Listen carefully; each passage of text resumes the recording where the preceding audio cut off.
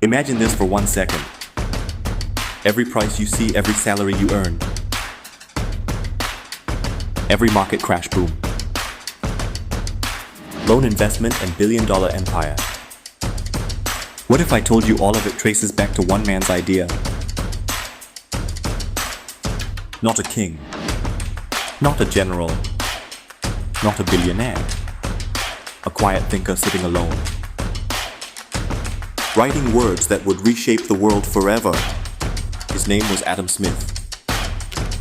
And today you will understand why he is called the father of finance, the architect of modern economics, and the invisible force behind the world you live in right now. Before Adam Smith, money was chaos. Kings controlled wealth. Empires hoarded gold. Trade was power, and power belonged only to a few. The poor worked endlessly and stayed poor. There were no rules, no systems, no fairness.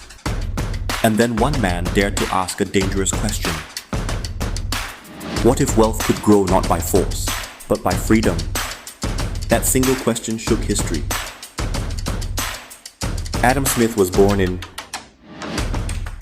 1723 in a small Scottish town called Kirkcuddy. No luxury, no privilege, just curiosity. His father died before he was born. His mother raised him alone.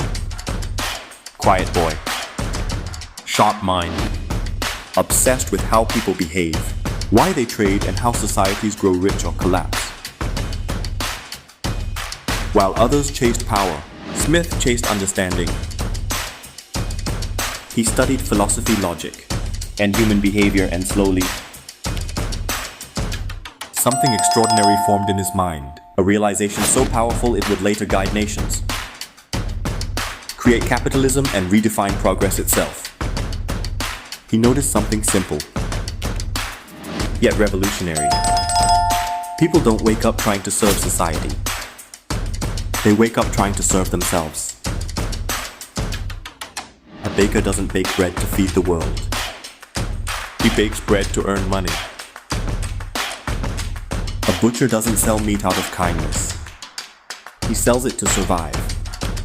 And yet somehow, society benefits. This was the moment Adam Smith saw what no one else did.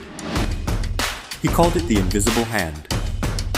A force that guides individual self-interest into collective good. People chasing profit unknowingly create jobs, innovation, growth, and prosperity for everyone. This idea was explosive. Because until then, people believed only rulers and governments could control economies. Smith said no. Let people be free and the market will organize itself. That single idea became the foundation of modern capitalism. But Adam Smith wasn't worshipping greed. That's the biggest misunderstanding. He believed markets only work when morality exists, when trust exists, when fairness exists.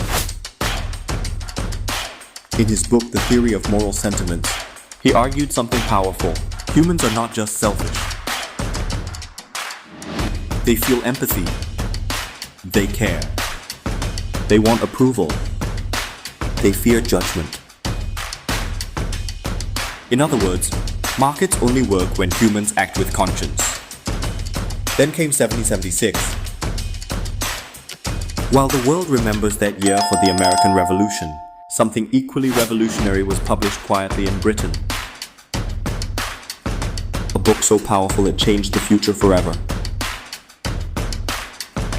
An inquiry into the nature and causes of the wealth of nations. 5 volumes.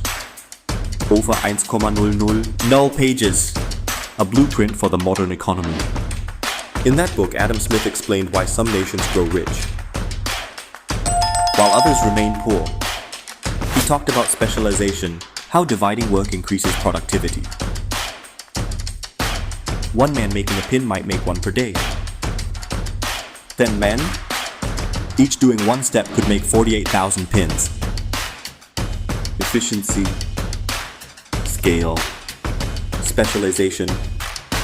This idea now powers factories, corporations, and global supply chains. Your phone, your car, your clothes, your food. All of it exists because of ideas born in that book. He attacked monopolies. He warned against greedy corporations. He criticized governments that manipulated markets.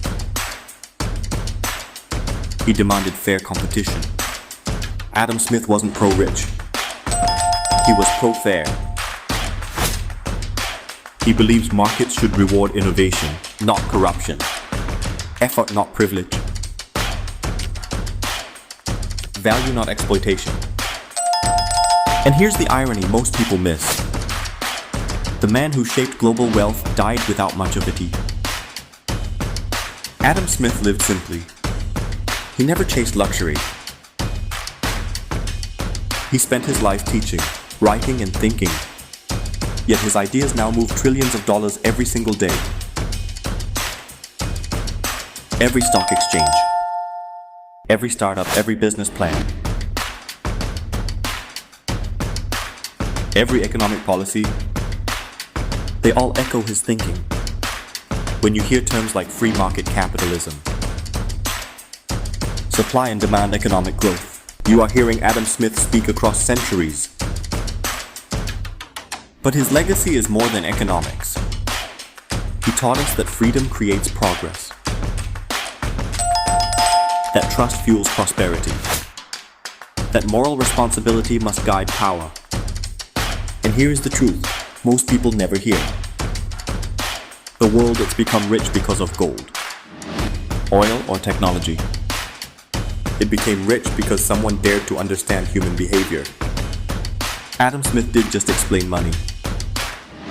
He explained us.